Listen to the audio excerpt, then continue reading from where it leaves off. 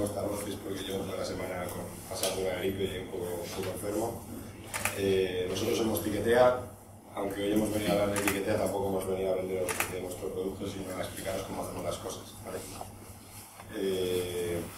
Lo primero y lo más importante es el equipo. Es un privilegio estar hoy aquí representando a un equipo ya de 12 personas con un nivel de una calidad excelente. Aquí tenéis las fotos de los miembros del equipo. Mi nombre es Miguel Araujo. Y bueno, pues entremos en materia que tenemos que hablar. Lo primero, daros unas cifras de lo que estamos haciendo en Tiquetea, ¿vale?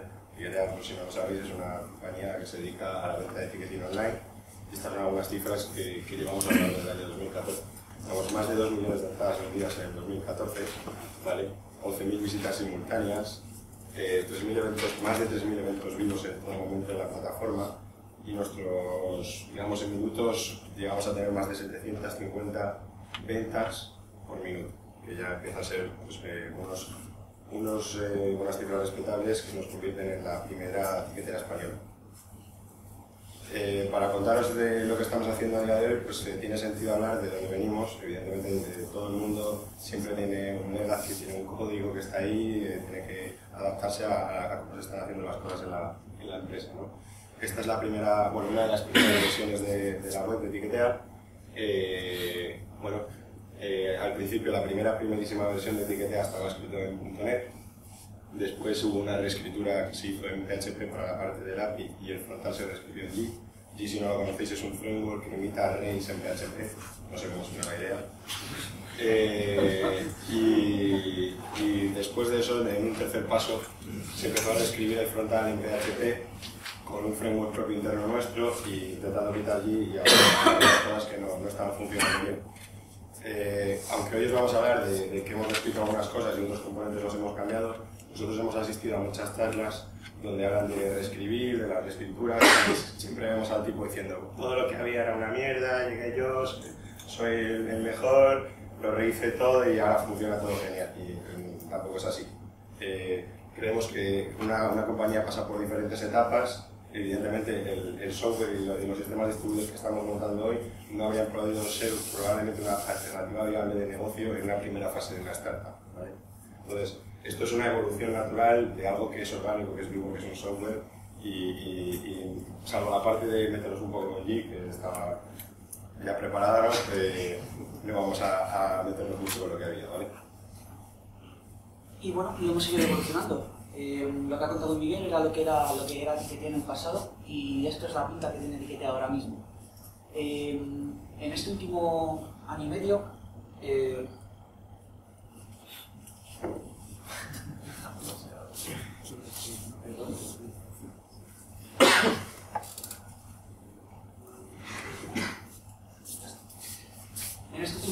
pues han cambiado bastantes cosas. Hemos pasado de ser 4 personas en el equipo técnico a 12.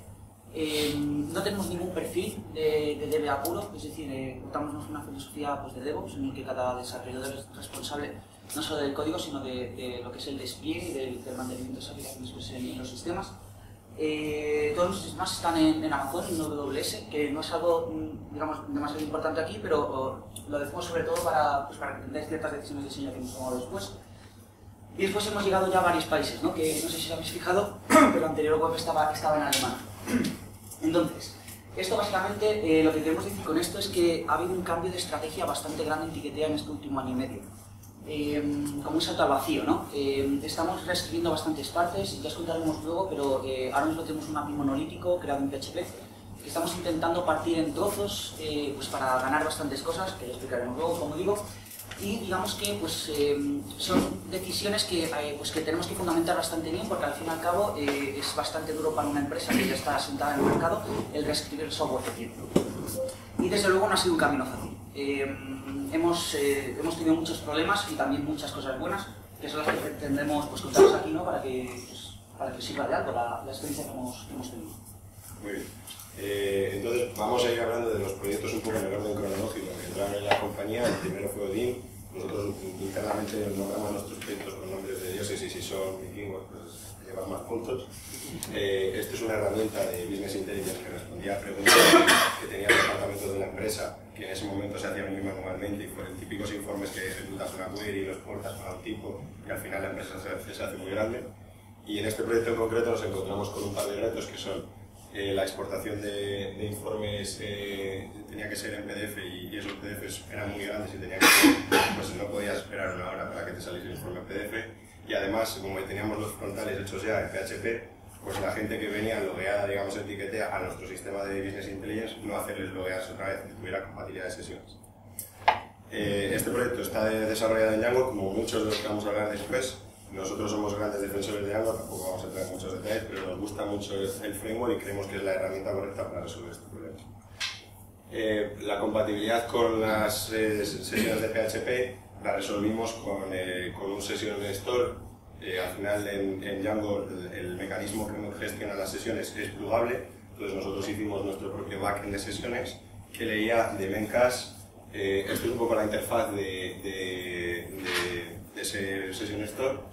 Como veis hay un par de métodos que son load y save, uno va a cargar la sesión, otro la va a guardar en el Memcache y esos últimos tres, uno va a prefijar el cache key, digamos los keys que se guardan en el Memcache para que sean compatibles con G y van a decodificar y encodificar en PHP serializado, porque al final G guardaba las sesiones serializadas en PHP. Entonces, cuando cargamos, este método es muy parecido al estándar del cache store que hay en Django, pero la principal diferencia es que si os fijáis hay un set de code, es decir, cogemos la clave que nos han pasado, ¿vale? Vamos al caché, la sacamos y la deserializamos de PHP, ¿vale?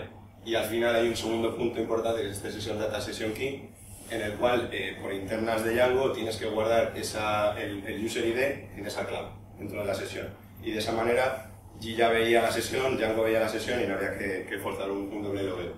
El resto de métodos, como el save, más o menos lo mismo. Si os fijáis, este es muy parecido al de Django, de nuevo, pero se hace un encode. En este punto de aquí estamos encodeando, al final tienes que serializar las sesiones cuando las vas a guardar para que G siga viéndolas bien, o si alguien se lo vea directamente por Odin de primeras, pues que G vea la sesión perfectamente formada, ¿vale? Y estos métodos son los que prefijan, pues por ejemplo el prefijo de las llaves de Memcache a Memcache key, y estos métodos son los que se serializan en PHP, que hay librerías como la de Admin Manager que se encarga de manejar todo ese serializado. Otra de las cosas que hacemos en este proyecto que es un poco especial es que como nosotros no usamos el contribado, es algo que luego vamos a traer algún detalle más, no tenemos un modelo usuario, no existe un modelo usuario, tenemos una clase usuario que es una clase corriente y moliente de Python y hay que engañar un poco a Django para que funcione, porque el acoplamiento que tiene Django con el modelo usuario nos ha parecido muy elevado y de hecho hay muchas third-party apps que dan por hecho que tú vas a tener un modelo usuario y no funciona si no lo tienes. Entonces, aunque engañamos a Django, parte de ese engañe también viene para hacer funcionar el admin. Como el propio admin tiene un modelo que se llama LogEntry, que tiene un foreign key a usuario, pues tenemos que monkey patcharlo metiendo nuestros admin models, que va a tener básicamente lo mismo que el de Django, pero el LogEntry, en vez de ser un foreign key a user, va a ser un integer field.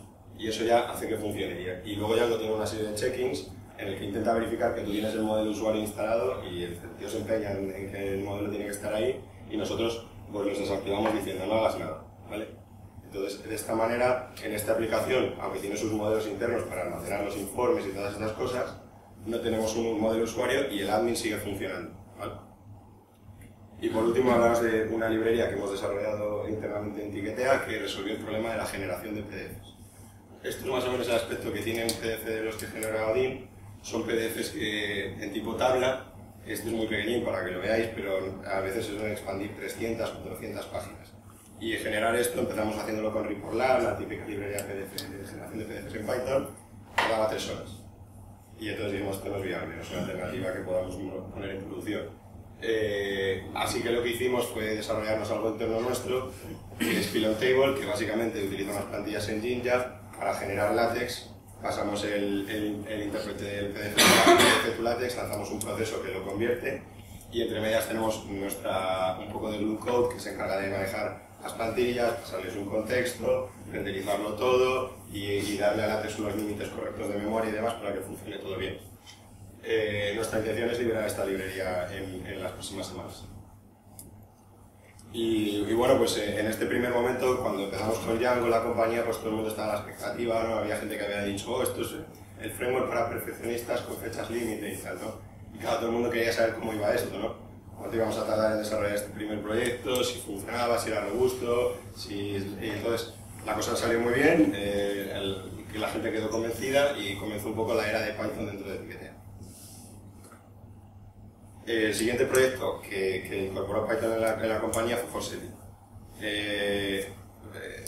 Forseti era un dios que lo sabía todo y que estaba gestionando a todos los demás dioses. Es nuestra herramienta de despliegues en Etiquetea. Es importante para que entendáis por qué hemos desarrollado una herramienta para hacer despliegues con todas las que hay en el mercado.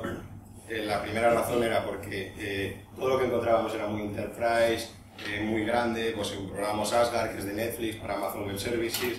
Eso era Java chupando un mogollón de gigas de RAM, complejísimo, tiene 100 tipos de pantallas de error para animarte para que sigas intentándolo. Se nos iba de las manos y no encontrábamos nada que resolviera el problema de una manera sencilla. Y bueno, pues al mismo tiempo teníamos una cierta manera especial de hacer despliegues porque nuestro negocio es muy orientado a picos. Entonces tenemos picos de carga muy repentinos cuando estás vendiendo un evento que, como puede ser, imaginaos un Justin Bieber, ¿no? Pues viene la gente como loca a comprar las entradas de Justin Bieber, no puedes construirlo. Y entonces ese pico pues tienes que levantar instancias y para hacerlo rápidamente en Amazon Web Services, cuando nosotros desplegamos código, siempre al final generamos AMIs, ¿vale? Y de esa manera podemos levantar máquinas muy rápido y ser resistentes a los picos. Además de gestionar todas las políticas de autoescalado, porque nosotros no tenemos que estar ahí pendientes de si nos está empezando a llegar carga, ya tenemos unas políticas de autoescalada de Amazon Web Services que levantan las máquinas.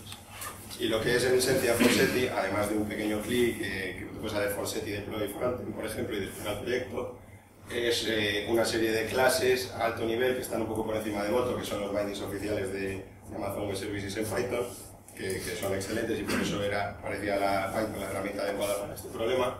Mapeamos algunos de los conceptos y diseñamos nuestros flujos de despliegue. Pudimos probar un tipo de despliegue, luego cambiar a otra cosa y ir viendo lo que nos encajaba más. Y este proyecto también tenemos intención de liberarlo, ¿vale? Muy bien, pues ya llegado a este punto ya habíamos comprobado que Python funcionaba en la empresa, ¿no? Que nos estaba yendo bastante bien. Y el siguiente proyecto que nos planteamos migrar, digamos, pues fue el frontend. Por poner un poco en contexto en cómo estábamos en este momento, en ese momento en la empresa ya teníamos una API que era monolítica y lo que es el frontend estaba construido en G, como hemos dicho anteriormente, pero la cuestión es que ese G no iba siempre contra el API, sino que a veces se saltaba esa capa y iba contra la base de datos directamente. Entonces, digamos que eso no estaba bien montado. Y tomamos la determinación de montar el nuevo frontend, que tiene la siguiente arquitectura. Esa es la arquitectura de sistemas más o menos que teníamos en ese momento. Bueno, había más capas, pero básicamente esas son las que nos interesan para la parte del frontend. Entonces, como veis, en la parte de la derecha tenemos la base de datos a la que solo accede el API monolítico de PHP que hemos comentado anteriormente, que es el que estamos, de hecho, tratando ahora mismo de desmenuzar en partes más pequeñas. Entonces, ese API no contiene estado en ningún momento, porque como ha dicho Miguel previamente, nosotros necesitamos reaccionar a tráfico pico muy rápidamente, por lo que el software lo tenemos aquí en todo momento para que sea capaz de escalar horizontalmente. Por otra parte está el nuevo frontend que es el que hemos desarrollado, que también hemos usado Django para ello, y igualmente como el API tiene que escalar horizontalmente, por lo cual delante de los dos vemos que hay balanceadores de carga. Entonces, la arquitectura en concreto del frontend estamos pasando por dos fases ahora mismo igualmente. La que teníamos en su día en frontend y a la que estamos intentando pasar. La de la derecha ahora mismo no la tenemos puesta en frontend, estamos probando en otros proyectos, como por ejemplo en Odin, el que ha comentado antes Miguel, simplemente para tener, no estamos usando nada directamente en producción, sino que lo probamos en proyectos más pequeños al principio para ver qué tal va. Entonces, como podéis ver, Nginx es algo común en las dos infraestructuras, es algo que no estamos cambiando, pero por debajo actualmente estamos usando Unicorn, pero estamos intentando llevarlo a 8.6. Y lo mismo para Supervisor, que es la pieza de software que controla que el proceso no esté caído en ningún momento, que estamos pasando a Circus. Entonces, ¿por qué? ¿Por qué estamos haciendo este cambio? Pues por bastantes cosas. Circus y Chauset mejoran en muchos aspectos a Unicorn y Supervisor, pero uno de los principales es básicamente que, como hemos comentado anteriormente, en el despliegue, cuando desplegamos un nuevo código, nosotros desplegamos directamente contra las máquinas que hay en producción. Entonces, básicamente, tal como lo tenemos hecho ahora, aunque sabemos que en Unicorn hay formas de hacerlo graceful, al hacer un restart del Supervisor estamos dando downtime a los usuarios. Entonces, con el tráfico que tenemos ahora mismo, medio segundo o un segundo de downtime nos provoca que haya gente que pueda dejar de comprar, porque justamente en ese momento están pagando. Entonces, lo bueno de Chauset y de Circus es que quien obtiene el socket no es Chauset, sino que es Circus, se lo pasa al servidor de WSGI. Chauset es un servidor de WSGI, como puede ser un WSGI. Entonces, básicamente, cuando se hace un despliegue, Circus se ocupa de que no haya downtime en ningún momento, ¿vale? Entonces, es bastante cómodo. Ya decimos que se puede hacer con Unicode también, pero bueno, tiene bastantes más ventajas aparte de estas. Entonces, nuestro Django está bastante pervertido en muchos aspectos, o sea, no es un Django clásico. Hay muchas cosas que no usamos de Django y muchas cosas que sí, evidentemente. Las que no usamos, pues primero son los modelos. Como decimos, tiramos contra nuestro API, por lo cual nuestro frontend en ningún momento accede contra la base de datos, es decir, los modelos no nos sirven para nada. Después, el módulo de autenticación tampoco. ¿Por qué? Porque nosotros autenticamos contra la API, ¿vale? No autenticamos directamente contra la base de datos, por lo cual el modelo de usuarios tampoco nos sirve. Por lo tanto, los model forms tampoco nos sirven para nada y, bueno, como he dicho, la base de datos no lo usamos. Cosas que sí usamos de Django: usamos los templates, usamos el sistema de sesiones, que los guardamos en un cache, y usamos class-based views en todas partes, ¿vale? No usamos funciones clásicas, sino que cuando empezamos con el frontend, que sería ya hace un año y medio más o menos, pues decidimos pues, ir a por class-based views en todo el mundo. ¿Cuál es el resultado de todo esto? Pues hay cosas buenas y cosas malas. Como cosas malas, la peor es que la planificación fue un auténtico desastre. Tardamos 2 veces el tiempo que habíamos planificado. Y de aquí sacamos una lectura muy importante, y es que siempre se cree que las reescrituras van a tardar menos que lo que realmente quieres. Es decir, nunca menospreciéis el tiempo que se tarda en hacer una reescritura. Siempre que vayáis a reescribir algo, tened en cuenta que os va a aportar, porque va a llevar tiempo hacerlo. ¿Y cosas buenas? Pues mejor logging y reporting de errores. Antes, pues en el antiguo frontend era algo que teníamos muy mal. O sea, básicamente había que esperar a que el cliente nos llamase para saber que algo estaba roto. Y ahora tenemos pues, muchos sistemas que ya comentaremos luego que nos han mejorado esto. El tiempo de respuesta de la página web en G a la página actual en Django se ha reducido a la mitad. Y aquí, o sea, no queremos entrar en flames, no es que Python sea 2 veces más rápido, es que las cosas antes estaban peor montadas y ahora están mejor, simplemente. Y después la cobertura de test, pues en el frontend hemos llegado a tener la mayor del 85%, lo cual nos da bastante seguridad a la hora de desplegar código. Y queremos comentar un par de cosas que nos han resultado bastante bien, que quizá no son clásicas de cómo se hace un proyecto en Django, pero que a nosotros nos ha gustado bastante y creemos que os pueden ser interesantes. La primera de ellas es la gestión de la configuración. Es algo a lo que no se le suele dar demasiada importancia y no se suele pensar desde el principio y después trae muchos cargadores de cabeza, ¿no? En nuestro caso usamos un módulo que se llama Django Configurations, que lo que te permite es crear la configuración del portal usando clases, y pudiendo usar herencia, composición, etcétera, etcétera, no simplemente siendo pues, un módulo de Python con variables.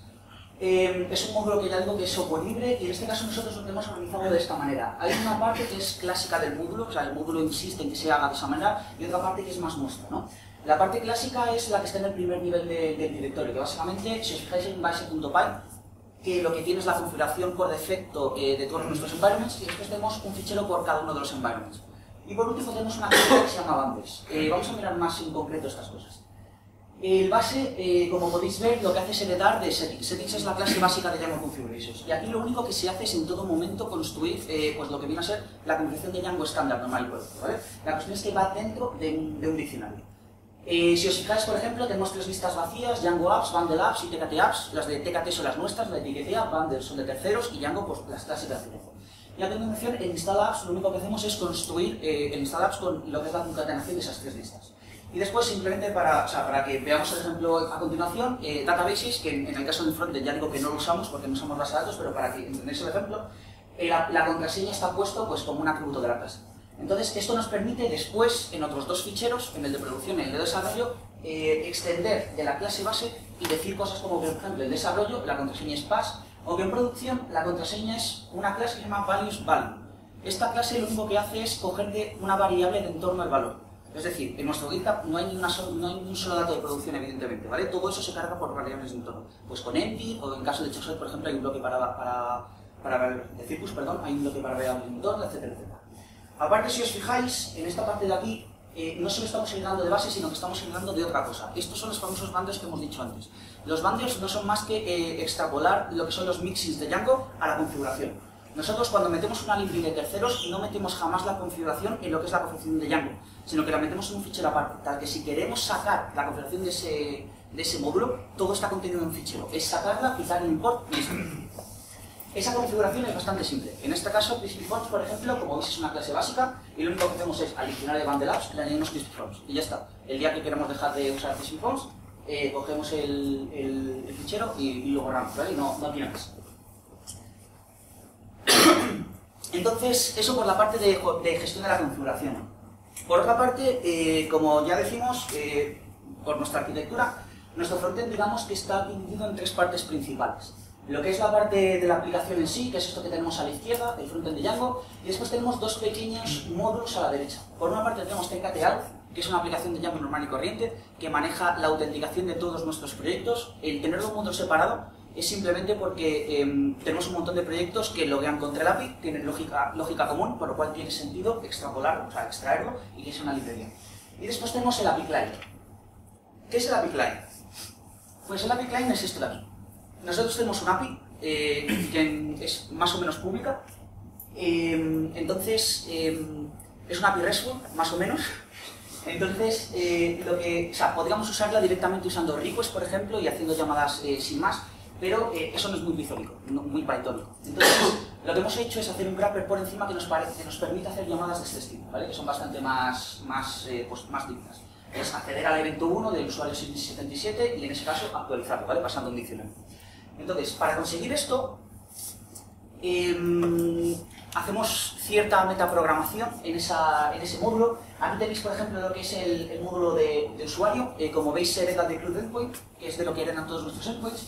Y lo único que hacemos es, lo que está en negrita, aquí abajo, ¿vale? En el constructor, aparte de inicializar el propio módulo, lo que hacemos es, tenemos un método que añade todos los endpoints que cuelgan a partir de él. Es decir, lo que estamos consiguiendo con esto es que, de hecho hemos pasado por las dos versiones, es en el momento en el que se crea un endpoint hay un montón de métodos muy típicos como puede ser el show, o sea, lo que es el get, el post, el put, o sea, todos los métodos típicos que tiene una API RESTful. Entonces, para evitar tener que tirar tantísimo código en cada endpoint, lo que hemos hecho es, pues eso, ese método at-endpoint lo que hace es cierta metaprogramación. Si hay métodos que no son de un RESTful clásico, como puede ser este activate, pues se ponen sin más. El método endpoint tiene esta pinta. No voy a explicarlo, o sea, hay mucho código que hemos puesto en las transparencias simplemente para que quien se baje las transparencias pues pueda mirarlo, ¿vale? Pero no tiene mucho sentido verlo en detalle. Simplemente pues se ocupa de añadir con la estructura que tiene nuestro API las llamadas que tiene clásica nuestra API RESTful pues, para crear, actualizar, borrar, etc. Entonces ahora vamos a hablar de esa aplicación que ha dicho Iñaki, que contiene toda la autenticación, que es tkt-auth, que no solo se utiliza en frontend sino en otros proyectos, ¿vale? En concreto vamos a enseñar dos ejemplos de middlewares que tiene esa aplicación que nos resultan útiles. Son Tkt-API Middleware y Tkt-API Exception. El primero, Tkt-API Middleware, se encarga de inicializar el cliente de Python, el Python API Client del que ha hablado Iñaki, e inyectarlo en el objeto request. Este es un middleware de Django, ¿vale? Y no vive en el propio frontend, sino que vive en Tkt-API.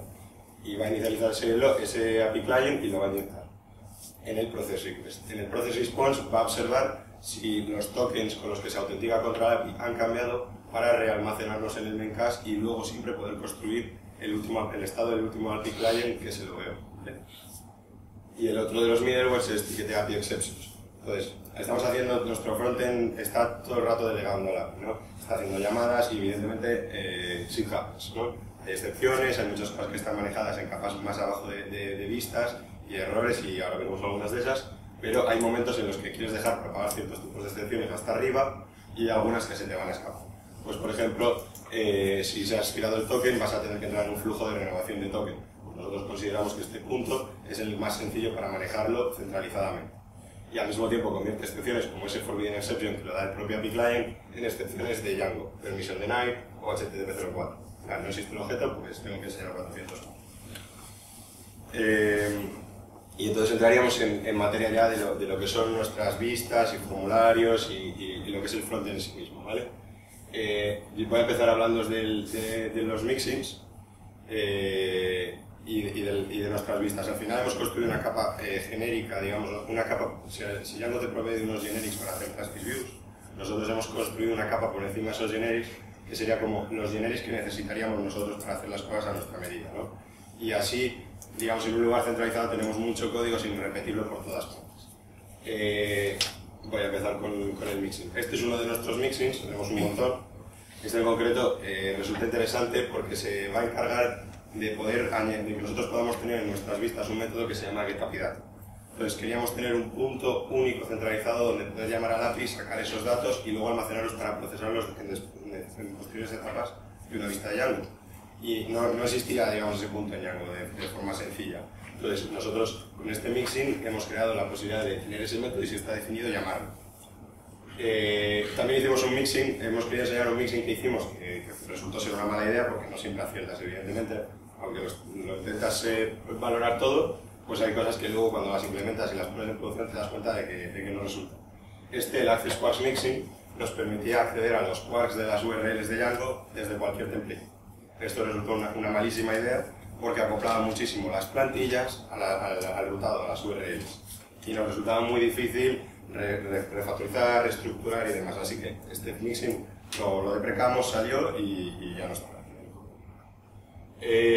Al final, todos esos mixings, que aquí veis algunos como User Injector Mixing, Global Required Mixing, Role Required Mixing, API Space Mixing, van componiendo nuestra capa general a alto nivel de vistas. Tenemos un TKT Template View, tenemos un TKT Form View, tenemos un TKT View, y sobre esas son las vistas que vamos a heredar nosotros en todo momento en las aplicaciones de frontend para construir. Vale, y bueno, ya la última parte que nos queda así comentar de nuestro Django es cómo gestionamos los formularios. Como digo, teníamos un API. Ese API tiene ya todo el código de validación hecho, es decir, que lo que no pretendíamos hacer era replicar todo ese código en el frontend. Entonces queríamos o necesitábamos alguna manera de que nuestro frontend entendiese todos los errores de validación que podía lanzar el API, no solo los suyos mismos, es decir, pues si tienes un integer field y estás metiendo un string, pues te va a dar error Django. Pero hay lógica de negocio más atrás de eso que no queríamos replicar en Django, sino que ya que el API lo tiene, que lo valide el API y en caso de que el API lance un error de validación, que lo hace, que nuestro Django lo supiese entender. Entonces, básicamente para eso tenemos, pues igual que Miguel ha comentado que tenemos TKT Template View, por ejemplo, pues tenemos uno parecido que es TKT Form View, que básicamente es el que se encarga de manejar los formularios. Hace muchas cosas, de hecho el código no está completo, o sea, está cortado para que ocupe la transparencia, pero la parte importante es la que está en gris. Básicamente, igual que creamos un método nuevo en las vistas para acceder al API, tenemos un método muy parecido para hacer ese segundo proceso de validación que hace el API. Entonces, el flujo es más o menos el siguiente. Los Form View, como sabéis, el dispatch llama al post, y el post lo que hace es, en caso de que exista el validate commit, le llama. Y ese validate commit lo que hace es, hace lo que tenga que hacer con el API.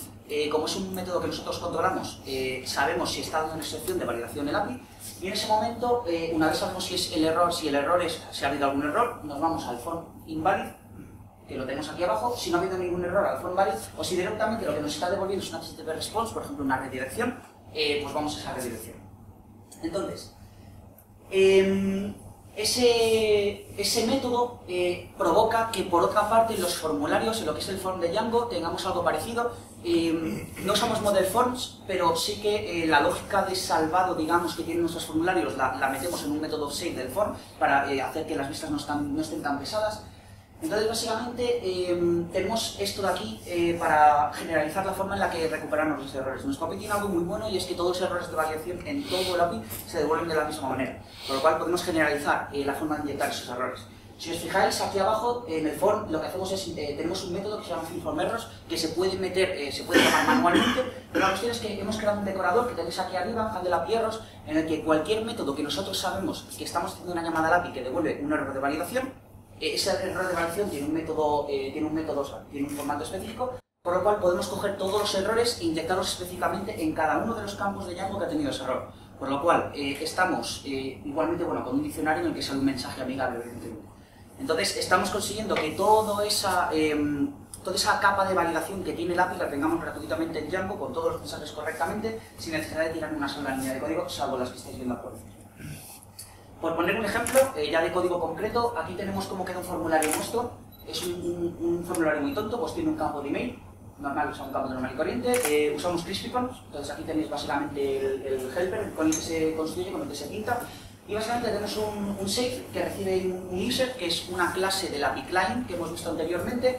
Y lo único que hacemos es, llamamos al método get pasándole todo el clean data, porque el API coge solo los campos que le interesan y los valida todos. Y decoramos esto con HandleAPI-Errors. Lo que estamos diciendo es, si este método devuelve cualquier tipo de error, simplemente inyecta esos errores en los campos en los que haya fallo. Y por otra parte, la vista que carga este formulario. Pues un form view, en el que simplemente seteamos form class, y a continuación tenemos el método getAPIData que hemos dicho anteriormente, que lo único que hace es ir a coger ese usuario. Como ha comentado Miguel antes, el objeto del API está dentro del request, porque al final va asociado al request. Y por último, en el validate commit, pues en ese caso lo único que hacemos, que ya digo que es un ejemplo muy tonto, es llamar al sitio del formulario y si ha ido bien, pues mostramos OK, y si no, pues mostramos KO, por ejemplo, sin más. Y a continuación, como esto va a llamar automáticamente al form valid o al form invalid, en caso de ser un form valid, el get success URL pues va a ser llamado. Y por último, librerías de terceros que usamos que nos han parecido útiles. No las vamos a mencionar, están en las transparencias, hay más que estas, pero estas son las que más nos gustan. Entonces, para fines documentacionales, para vosotros. Bueno, después, digamos, de librar el frontend con 2 por de tiempo de sobreplanificación, pues surgió un poco de escepticismo, ¿no? Evidentemente, aunque sabíamos que íbamos en la dirección correcta y quisimos replantearnos algunas cosas. El API lanzaba, en aquel momento, había ciertas tareas que las ejecutaba en segundo plano con un mecanismo que nos parecía un poco desfasado y lo quisimos modernizar, y entonces surgió Heracles. Heracles es nuestra cola de ejecución de tareas en segundo plano, o nuestro sistema de ejecución de tareas en segundo plano. Tenemos un API, que recordad que está hecho en PHP, que encola un mensaje en un RabbitMQ con un formato que Celery puede leer. Y tenemos una serie de workers de Celery que van a consumir de diferentes colas, con diferentes prioridades, como os podéis imaginar, esos mensajes y van a ejecutar tareas, ¿vale? Tenemos algunas tareas que están programadas en Python y tenemos otras tareas que evidentemente ya estaban haciendo ya con código PHP, y aunque las estamos portando algunas siguen estando en PHP, entonces tenemos una pequeña tarea que es un wrapper de Python que llama a esas tareas en PHP, ¿vale? Una cosa que nos ha resultado muy útil es tener nuestro propio base-task, tener nuestra propia tarea, digamos, de Celery, ¿vale? Para redefinir comportamientos. Celery viene un poco out of the box, un poco vanilla, ¿no? Para que tú puedas hacer lo que quieras poner, ¿no? Entonces, una de las cosas que hacemos habitualmente es tener un método que se llama readWriteTime, que, por ejemplo, puede devolver tiempos aleatorios o puede devolver tiempos de una lista, como hemos enseñado aquí. Y claro, tú en cualquier clase que de esta vas a poder definir una variable de clase que se llame readWrite diciendo estos son los tiempos. Porque al final el mecanismo automático que tiene Celery es muy de voy a reintentar siempre cada mismo tiempo. Y la realidad es que en muchas tareas vas a querer a veces reintentar muy rápido y luego ir espaciándolo en el tiempo. Y esto es una manera muy sencilla de calcular esos tiempos y colocarlos ahí. Por ejemplo, ¿qué podrías hacer? Pues esos tiempos son minutos y los puedes multiplicar porque Celery lo espera en segundos, entonces muy fácilmente, ¿no? Otra cosa que hacemos, aquí si os fijáis, es calcular si una tarea se está reintentando, cuántos reintentos llevamos, cuál es el máximo número de reintentos, y si llevamos más de un 30% del máximo número de reintentos nos parece preocupante. Pero hay ciertas tareas que, porque tú tienes un provider que a lo mejor está caído un día entero, pues pueden hacer 5 o 6 retries y no vas a estar fludeando, digamos, tu Sentry o lo que estás usando para loguear ese tipo de errores, y entonces vas a querer hacerlo en el momento en que, digamos, para mí más de un 30% ya es preocupante, ¿no? ¿Qué más cosas hacemos? Por ejemplo, tenemos un onSuccess que automáticamente le manda un mensaje a un statsd diciendo esta tarea se ejecutó con éxito. Como estamos usando Django statsd, todo ese mensaje que va al statsd va prefijado por nombre de proyecto, nombre de tarea, éxito. Y entonces eso nos va a permitir graficar, tener más know-how de lo que está ocurriendo, ¿vale? En un failure puedes decir, oye, mira, yo quiero loguear esto al syslog, quiero mandar un email, lo que queráis hacer, ¿vale?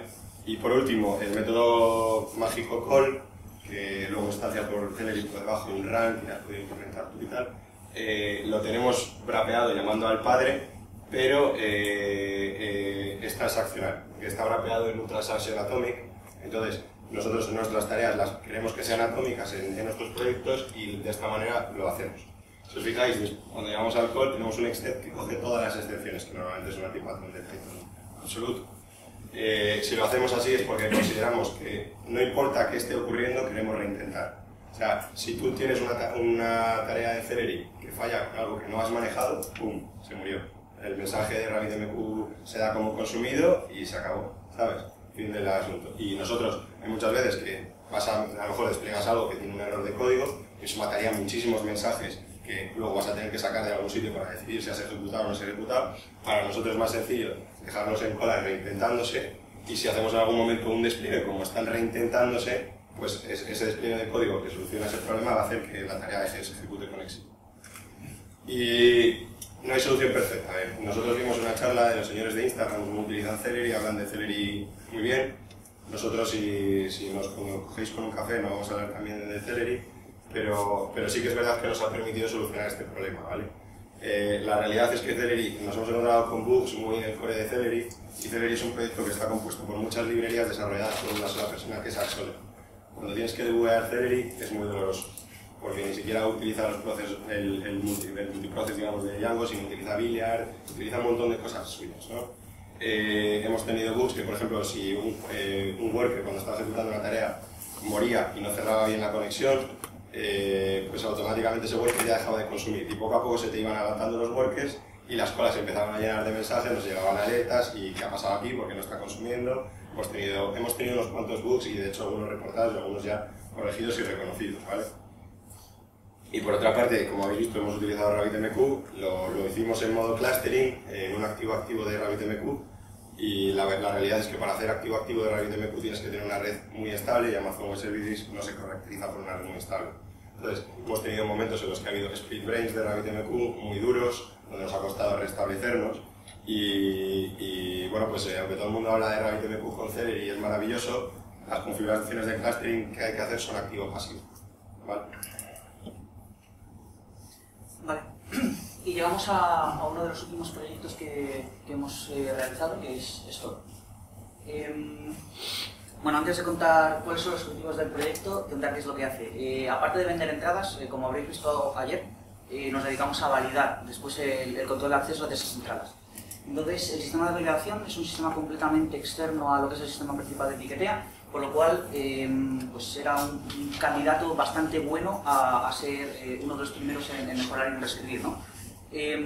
Esto era parte del API monolítico que hablábamos antes. Ahora mismo es una aplicación hecha en Python que está completamente fuera del API y esto ya no existe en el API monolítico. Entonces, ¿cuáles fueron los objetivos a la hora de sacar esta pieza del API? Pues la primera de ellas es empezar a usar pues, sistemas más distribuidos.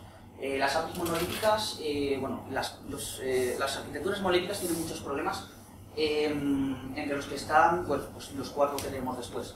La primera es que básicamente queríamos permitir que pudiese funcionar el sistema de forma degradada. Si uno de los sistemas cae o empieza a funcionar mal o tiene mucho tráfico, no debería afectar a los demás. Después, cada uno de los proyectos funciona a una velocidad distinta, pues quizá el API principal, por ejemplo, tiene que desarrollarse de una manera más rápida que el sistema de validación. Usar también, o sea, poder cambiar, digamos, la infraestructura que usamos por debajo para cada uno de los proyectos, es decir, nuestro API principal pues, puede necesitar quizá un 50% más de máquinas que el sistema de validación, que solo necesita, pues, digamos, mucha infraestructura en momentos en los que validamos eventos muy grandes. Y por último, reducir puntos únicos de fallo, que es lo que significa. Si un sistema se cae, no debe afectar al resto del sistema. Un apunte. Una de las cosas importantes de partir de un proyecto gigantesco en diferentes proyectos es que lo que ha dicho Iñaki, que creo que vale la pena recalcarlo, que es la diferente velocidad de desarrollo. Porque al final, cuando tú quieres escalar una empresa, tienes que empezar escalando un equipo. Para escalar un equipo, si tienes una única pieza de software mastodóntica, es muy complicado escalar un equipo. La gente cree que tú puedes coger dinero y meter 50 tíos y eso va a ir a 5 veces más de velocidad y no va a ser así. Vale. Entonces, la arquitectura que tiene este proyecto es la siguiente. Nuestro sistema principal sigue siendo pues, una API en PHP. Esa API tiene que comunicarse con este sistema de validación, pues porque básicamente cuando se vende una entrada, esa entrada tiene que llegar al sistema de validación. Entonces usamos de esta manera. Usamos un sistema parecido al de Heracles, un sistema parecido al de Heracles, es decir, que tenemos básicamente un Celery montado en el proyecto que escucha del RabbitMQ. Y lo que hace nuestro API monolítico es que cuando tiene que insertar algún mensaje en el sistema de validación, lo mete. De esta manera no hay ningún tipo de comunicación síncrona entre los dos. En principio, porque la cuestión es que este sistema puede fallar. Como decimos, estamos intentando evitar los puntos únicos de fallo en todo momento. Es decir, que cuando este sistema falla, lo que hacemos es ir al sistema tradicional. Es decir, nuestro API principal hace una llamada RESTful normal y corriente al API de todo. Entonces, ¿cómo tenemos esto montado para que no sea demasiado complicado? Pues básicamente tenemos este componente que tenemos aquí a la derecha, que son DBLs. DBLs es lo que nosotros lo hemos llamado así, es Domain Business Logic. Básicamente son objetos de Python puros, que no dependen de ningún framework ni exigen absolutamente nada, que tienen toda la lógica de negocio de lo que viene a ser nuestra aplicación de Tor. Y esto está así básicamente porque, si os habéis fijado, tenemos dos métodos de hacer exactamente la misma cosa. Entonces, queremos poder ejecutar el mismo código con distintos gateways. Por una parte tenemos una API RESTful que está hecho con REST Framework en este caso, que en el momento en el que se pide sincronízame cualquier cosa, pues básicamente cata los deberes y actualiza o sincroniza lo que sea. Pero por otra parte, como hemos dicho, tenemos un Celery que hace exactamente lo mismo. Cuando le llega un mensaje que le pide que actualice cualquier cosa, ejecuta exactamente los mismos deberes. Con esto conseguimos muchas cosas, más fácil, testabilidad más fácil, menos puntos de fallo, y el código, la verdad es que queda bastante muy pro. Y esta es la manera en la que estamos orientando nuestros proyectos a continuación, ¿no? Ahora mismo, ¿vale? Pero, shit happens, como ha dicho Miguel antes, entonces, más importante que tener un equipo A, pues es tener un plan B. Entonces, tenemos la primera manera, que es por Celery, tenemos la segunda manera, que es de manera síncrona, pero aún así puede fallar todo, y de hecho nos ha pasado. Entonces, básicamente, pues hemos montado sistemas secundarios como puedan ser migradores. Es decir, si hemos detectado que hemos perdido mensajes o que hemos perdido actualizaciones, tiene que haber alguna forma de decirle, pues desde ayer a las 3 de la tarde esto está inestable, así que cógeme todo el estado y comprueba que es correcto. Y si no es correcto, arréglalo.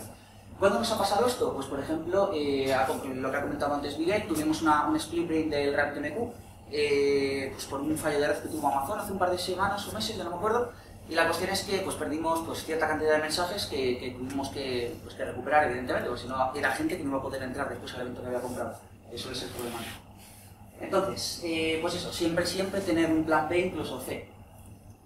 Bueno, y en esta última parte de la charla queremos hablar de algo que digamos ha ido transversal a todos los proyectos y que nos ha permitido ser mejores, mejorar tanto nuestro código, nuestro rendimiento, nuestros procesos, que es graficar y loguear cosas, ¿vale? Si llegáis a alguna empresa que no está ni logueando ni graficando nada, es porque está probablemente en un estadio muy inicial del proyecto y está atacando el core de su problema y se está centrando mucho en eso. Y cree que no vale la pena invertir en esto. La realidad es que resulta muy, muy fructífero, ¿vale? Nosotros en Ticketea utilizamos un montón de herramientas, ¿vale? Usamos, por ejemplo, Sentry para registrar las excepciones de todos los proyectos que tenemos en estos momentos, incluyendo PHP, ¿vale? Esto evidentemente cuando despliegas te da unos picos de errores, puedes ver si has desplegado algo que está rompiendo, puedes ver enseguida por dónde están yendo las cosas para corregir, ¿vale? Tenemos un StatsD, como hemos dicho, un Graphite, un Grafana. Esto es para mandar mensajes, puedes mandar todo tipo de mensajes de negocio, mensajes de rendimiento, métricas clave de que el sistema está funcionando, hemos mandado un email, hemos vendido algo. Al final, si tienes una gráfica que te está diciendo ventas por minuto, ventas por segundo, pues esa gráfica si se corta, algo ha pasado y míralo ya, ¿vale? El sistema tradicional de login, si quieres loguear más verbosamente, syslog, centralizado en rsyslog, y procesando todos esos logs con Logstash, tienes una interfaz muy agradable y, por ejemplo, nosotros una de las cosas que hacemos es que todo un flujo de request en nuestro sistema tiene una cosa que se llama Transaction ID, que es único.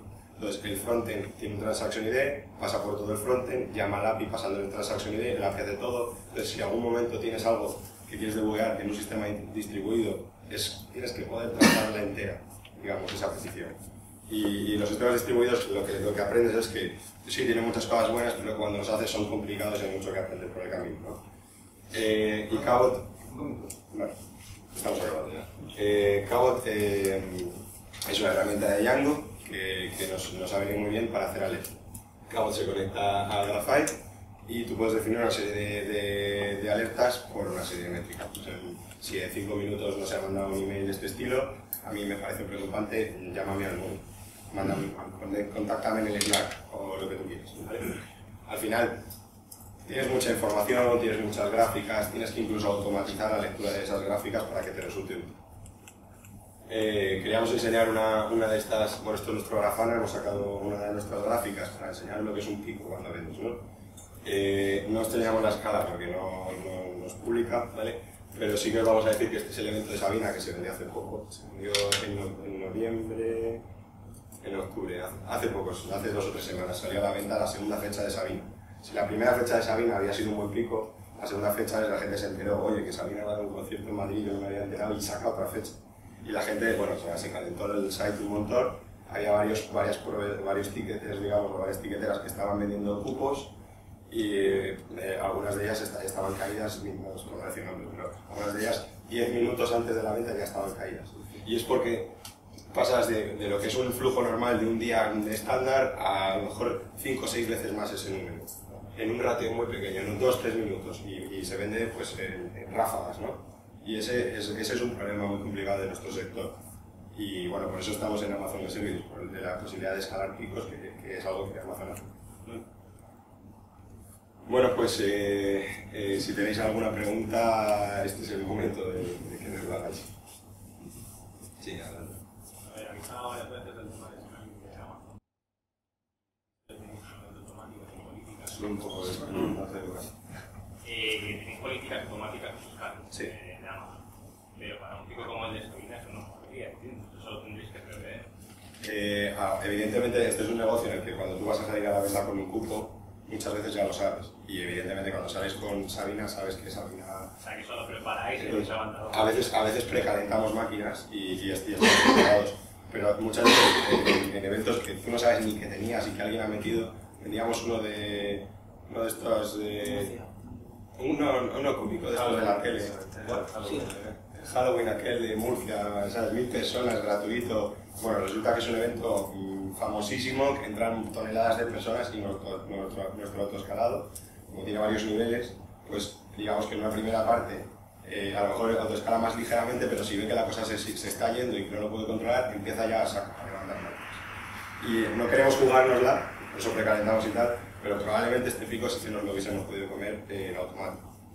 Hay casos en los que incluso llamamos a Amazon para que nos precaliente los Sí. lanzados de calor. Y la base de datos como la escala en ese caso. Esa es una gran pregunta. La aumentamos de tamaño cuando sabemos que vamos a necesitarlo, básicamente. Es una instancia que... Es un RDS, es un RDS, usamos RDS. Tenemos esclavos también para hacer lecturas, pero o sea, si prevemos una cantidad de escrituras muy grande, la única manera es hacerla más grande, la ancha. Y luego siempre te queda que las partes más críticas que tienen que funcionar, tienes que optimizarlas algo. Bueno, es que en Amazon es muy fácil y el downtime que das al cambiar base de datos es mínimo prácticamente. Y la última pregunta, ya más de aplicación, como utilices el sistema de codas y demás, está todo distribuido y entiendo que no haces el copy directamente a la base de datos que usas, las cosas que hagáis. ¿Cómo controláis, por ejemplo, el stock de entradas, ya que no está validado en base de datos, o eso sí lo validáis directamente en base de datos y no va a través de la cola? No he entendido la pregunta, pero sí. Cuando hacéis un pico como el de Sabina, que me vais a contar, una Steve Bieber que has dicho antes, yo entiendo que todas esas ventas las estáis comitando directamente a base de datos o pasan por el running. No, en este caso el sistema de ventas, por ejemplo, ahora mismo está en el API principal, por lo cual no hay ningún celery ni sistema de mensajes por medio. Lo que sí se hace es que una vez la entrada ha sido vendida, para el sistema de validación, como eso no es inmediato y no es síncrono, lo que hacemos es lanzamos un mensaje al RabbitMQ para que el sistema de validación, en algún momento, coge ese mensaje e incruste la entrada. Lo que tú quieres es que tu sistema centralizado comité, tienes que tener esa información. De los demás distribuidos, digamos, del core, los tienes que ser capaz de reconstruirlos.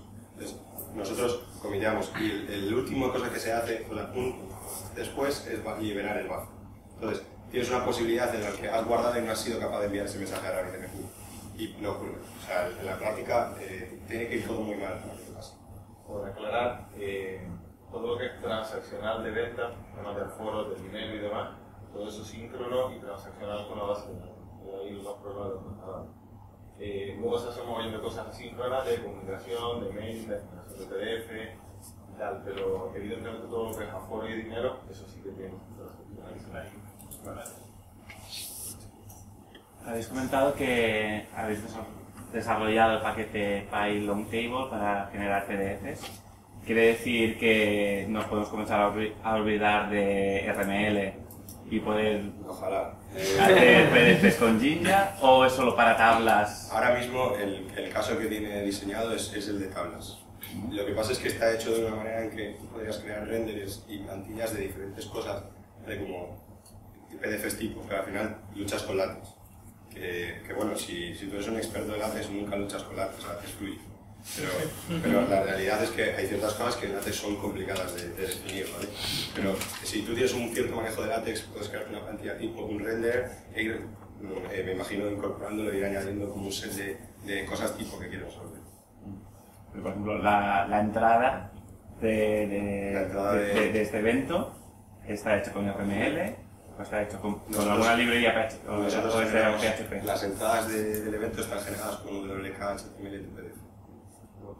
Y bueno, vale, sí, que eso Es un WebKit que... Es un web, sí. Las preguntas. ¿Alguna pregunta más? ¿No? Pues, un fuerte aplauso para...